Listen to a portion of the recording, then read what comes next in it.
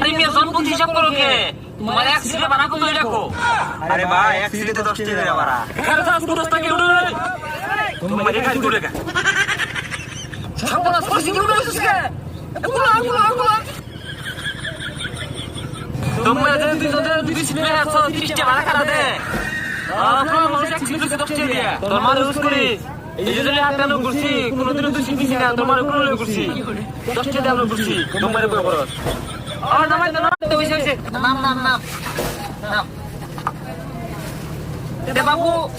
দেখাই তো কিছু না থেকে এলাম 5 টাকা রাখো